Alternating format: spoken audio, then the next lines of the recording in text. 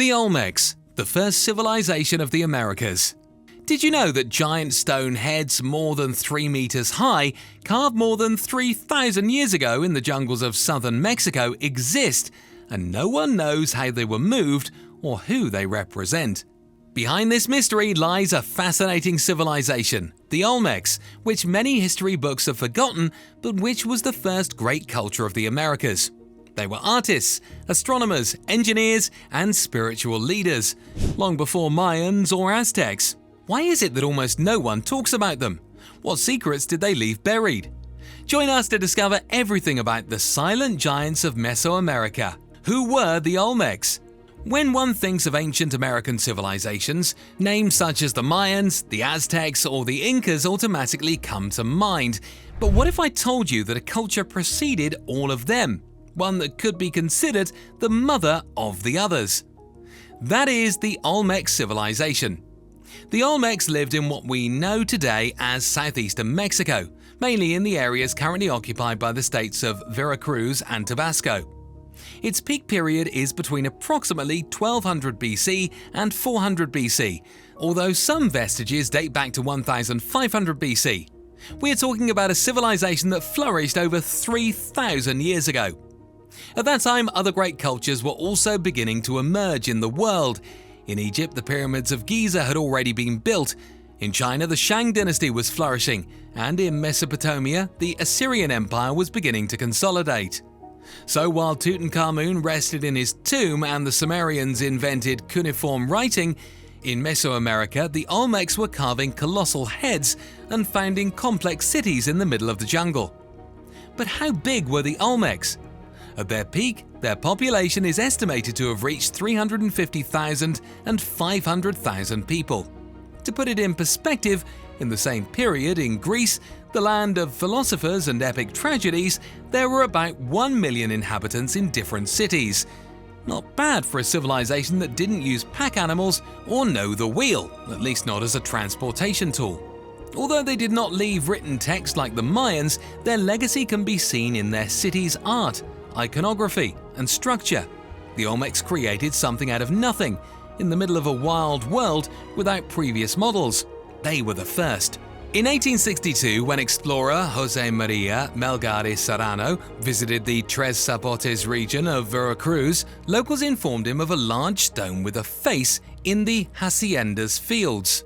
Apparently, the head was already known by the local inhabitants of the Tres Zapotes area, in particular by people who lived near the Hacienda Huapan in Santiago Tuxtla, Veracruz. However, although it was a familiar object for the community, no one knew its origin or exact antiquity. Many said that it had always been there. Seeing the sculpture with his own eyes, his reaction was one of amazement. Jose Maria immediately recognized its archaeological value and investigated it more thoroughly. This discovery unleashed a series of questions that remain unanswered today. To date, 17 colossal Olmec heads have been found. All are made of volcanic basalt, an extremely hard stone that must have been transported from the nearest mountain ranges, sometimes more than 150 kilometers or 93 miles away. These sculptures measure between 1.47 and 3.4 meters, or 4.8 and 11 feet in height, and weigh between 6 and 50 tons. 50 tons! That's more than the weight of a full trailer. And without wheels, carts, or draft animals? How did they achieve this? That remains one of the big questions. Each has unique features: broad noses, thick lips, prominent cheeks, sculpted helmets, and deep gazes that seem to defy the passage of time. And yes, some archaeologists believe that those helmets indicate that they represent ball players, a sacred sport that other Mesoamerican cultures would later adopt. But the most interesting thing is that each head is different. This has led many specialists to think that they are portraits of royal rulers, immortalized in stone as a symbol of power and divinity. These heads have been found at 4 main sites: San Lorenzo, La Venta, Tres Zapotes, all in Veracruz, and Laguna de los Cerros. Today, many are exhibited in important museums such as the Museum of Anthropology of Jalapa or the National Museum of Anthropology in Mexico City. However, some are still in their original places, protected as archaeological heritage. Although we usually imagine ancient civilizations as scattered peoples or tribal villages, the Olmecs were anything but. They founded real cities with urban planning, ceremonial platforms, public squares, drains and monumental structures. Among them, 3 names that you should remember if you ever dare to take an archaeological route through southern Mexico: San Lorenzo, La Venta, and Tres Zapotes.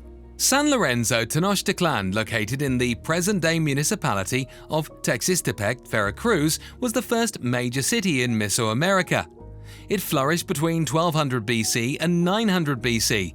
At its peak, it had an estimated population of 13,000 to 18,000, an impressive figure considering that advanced agricultural civilizations had not yet developed in many other parts of the continent. San Lorenzo stood out for its system of canals and terraces, which regulated water and optimized agriculture.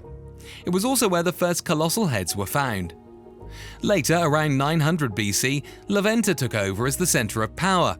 This city, located in what is now Huimanguillo, Tabasco, housed temples, a large clay pyramid about 34 meters or 111 feet high, the tallest in Mesoamerica at the time, and several monuments aligned astronomically. It was a ceremonial and political center that lasted until about 400 BC.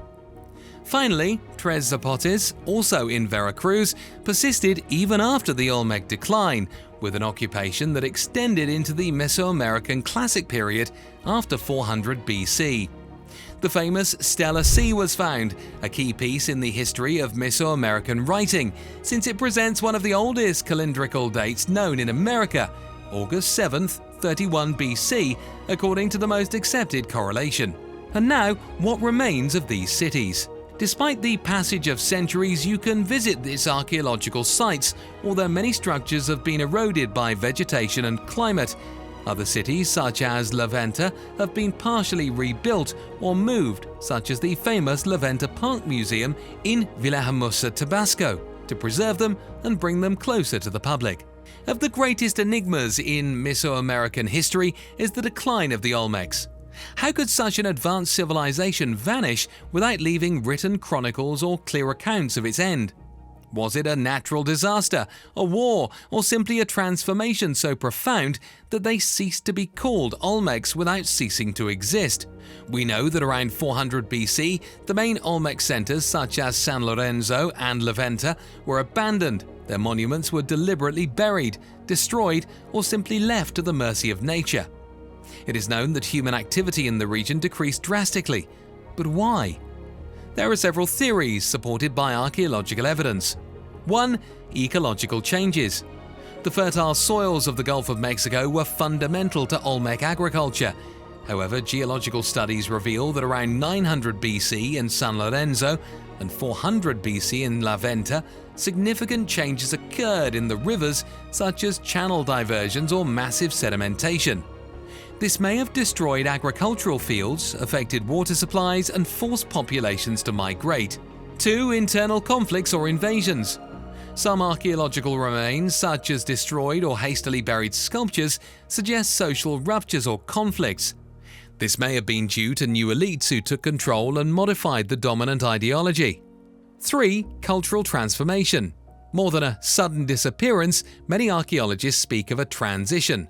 The Olmec influence persisted in the later emerging cultures. The Maya, the Zapotecs, and the Teotihuacans inherited aspects of their art, architecture, hieroglyphic writing, and religion. Some specialists even speak of a kind of Olmecization of Mesoamerica. In other words, the Olmecs were diluted in other cultures, like ink in water. Olmec symbols and artistic styles such as the supernatural jaguar or the typical iconography of the man-child with flame-shaped eyebrows have been found in several ancient Maya sites. This shows that its legacy did not die but was transformed and adopted by other civilizations. So, why did they disappear? Perhaps what happened was more subtle and less tragic. They ceased to be Olmec to become part of the larger fabric of Mesoamerica. And now comes the big question. If they were so important, influential and advanced, why do almost no one talk about them? Let's be honest, when you think of ancient American civilizations, you probably think of the Mayans, Aztecs, or Incas. But Olmecs? Many have not even heard that name. How is it possible that such an influential culture has been forgotten historically? There are several reasons. First, the Olmecs left no written text that we can read today, although symbols and inscriptions exist, such as those of Cascahal or Stela C. We have not deciphered their writing. It is difficult to tell it's a story without a direct voice from the past, as happens in other cultures. Second, its archaeological discovery was late. The first serious research on the Olmecs began in the 20th century. By then, a historical narrative had already been constructed that favored the most recent and spectacular empires, such as the Mexica and the Maya, with their still-standing cities and hieroglyphic records. Moreover, they did not leave a centralized empire. The Olmecs did not build armies or empires like the Aztecs. Their heritage was more cultural than political, which often goes unnoticed in traditional history books focusing on wars, kings, or conquests. Another factor is the lack of media representation. There are no famous movies, series, or video games where the Olmecs have a leading role. While the Mayans have prophecies and the Aztecs appear in epic adventures, the Olmecs are simply not there. Finally, its name is not even authentic. Olmec comes from the Nahuatl Omecatl, inhabitant of the rubber country, and was granted much later. We don't know what they called themselves, but they should be known because they were the first, the ones who sowed the seeds of civilization in Mesoamerica. If any culture deserves to be remembered as a founder, it is them. Although they left no words, they left stones that still look at us from the past. Don't forget to like and subscribe for more videos like this.